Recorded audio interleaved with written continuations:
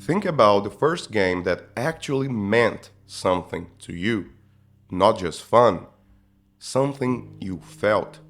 Maybe it was exploring the world of Skyrim, making impossible choices in Mass Effect, or getting lost with Geralt in The Witcher.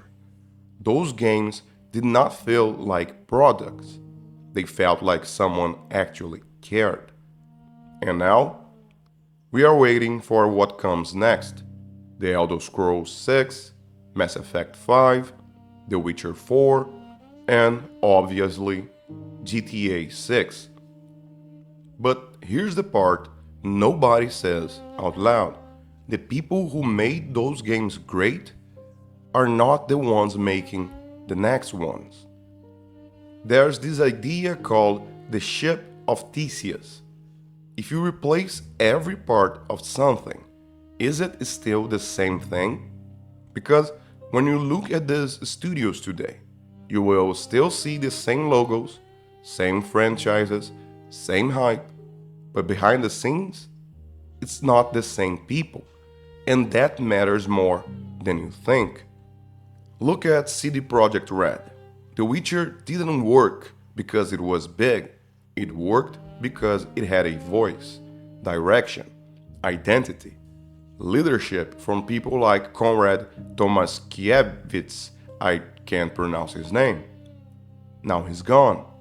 Started a new studio, Rebel Wolves, and it's working on Blood of the Dawnwalker, which is looking great, by the way.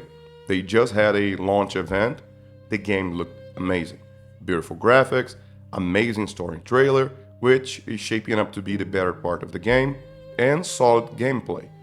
I say solid because it still looks to be improving. They are listening to feedback. I'm really looking forward to this game. And also, take a look at BioWare. They did not just make games, they made stories you lived through, characters you actually cared about, choices that stuck with you. That did not come from the logo, it came from people like Drew Karpyshyn and James Olan. And they are gone.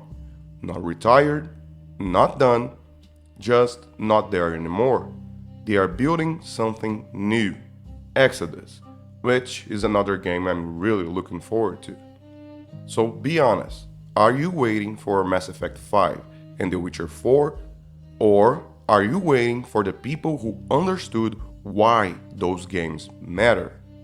When the people who made something great leave to build something smaller, it's usually because they can't create freely where they were. And that's not a coincidence, that's a pattern.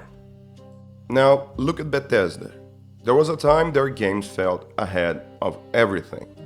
Now, something feels stuck.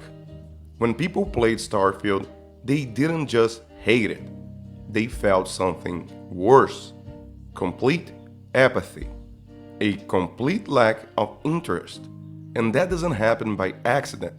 It happens when studios get too big, too safe, too comfortable, where fewer people challenge leadership, where risks slowly disappear. And when that happens, you don't get better games, you get uninspired games. And then we have Rockstar Games. They are about to drop one of the, if not the biggest game ever, GTA 6. And yeah, it's probably going to be insane, technically. But that's not what made Rockstar special. It was the writing, the tone, the edge, the fact that everyone and everything would be made fun of, and voices like Dan Houser, who is not there anymore. So now you have to ask yourself, will GTA 6 feel like GTA or just look like it?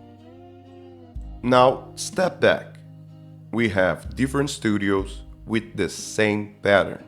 The people leave, the brand stays, and we keep trusting the brand. And that's the mistake, because games are not made by logos, they are made by people. And maybe that's why something feels off lately. Not because games are bad, although some of them actually are pretty bad, but because they are not the same.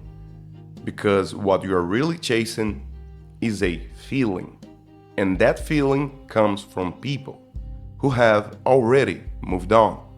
So maybe the real question isn't what game are you excited for, but why are you still expecting the same magic from different people?